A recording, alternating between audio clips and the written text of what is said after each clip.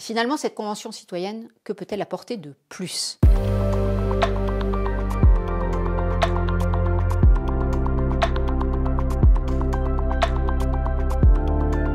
Oui, associer les citoyens à l'exercice de la démocratie, spécialement dans le contexte de tension que connaît la France et spécialement sur un sujet aussi clivant que la fin de vie, est utile.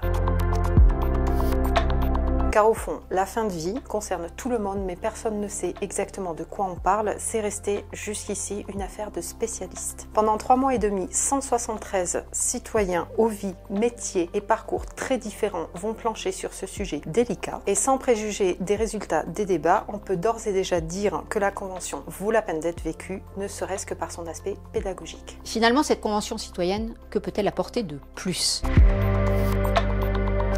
Des avis, des rapports, on en a dénombré sur le sujet, pas moins d'une dizaine en 15 ans. Et pas des moindres, il y a eu ceux du comité d'éthique. Tout a été bien dit et écrit, nous a ainsi confié le philosophe spécialiste d'éthique médicale Emmanuel Hirsch. Si on légifère à l'issue de la Convention citoyenne, on en sera à la 5e loi depuis 1999. Il y a eu les lois Kouchner, les lois Claes-Leonetti sur l'accès aux soins palliatifs, sur le refus de l'acharnement thérapeutique, sur la sédation profonde. Pour les sceptiques, finalement, cette Convention citoyenne n'est qu'un habillage, une concession à cette mode de la démocratie participative.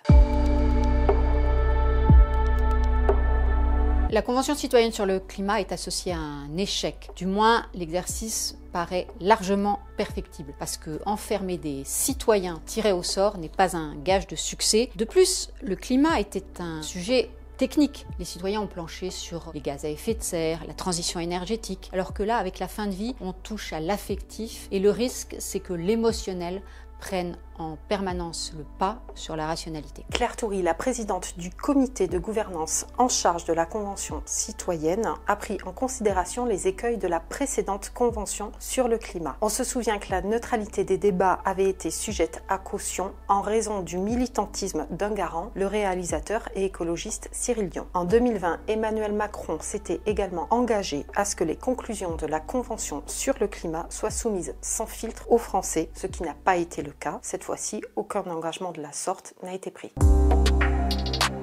Le risque pour cette convention est de subir un procès d'intention avant même que le débat n'ait commencé. C'est la raison pour laquelle Claire Toury a pris soin de faire le ménage. Thierry Baudet, le président du CESE, qui a écrit en 2020 une tribune plaidant sur une aide active à mourir, a été écarté. Pendant les 3 prochains mois, la neutralité des débats sera assurée, nous a expliqué Claire Toury, qui s'est aussi engagée à mettre ses opinions personnelles de côté. Alors a priori, c'est pas un feu vert sur l'euthanasie, le suicide assisté qui sera donné à la fin. Ça sera pas aussi abrupt. Ce n'est pas la Convention citoyenne qui va décider, nous a ainsi dit la députée Astrid Panosyan, qui est chargée par la majorité de réfléchir à ces questions. Et puis de toute façon, à la fin, c'est le président de la République qui aura le dernier mot. Il s'est d'ailleurs gardé de livrer sa conclusion et sa conviction personnelle. Il a des avis fluctuants selon qu'il s'adresse à Lynn Renault ou au pape. Et puis beaucoup dépendra évidemment de la situation politique au printemps prochain. Est-ce qu'il y aura des gages qui auront été donnés aux républicains ? Est-ce que la fin de vie sera une priorité ? Ce qui est certain, c'est qu'Emmanuel Macron ne veut surtout pas réitérer l'expérience d'un débat aussi hystérisé que celui qui avait entouré le mariage pour tous.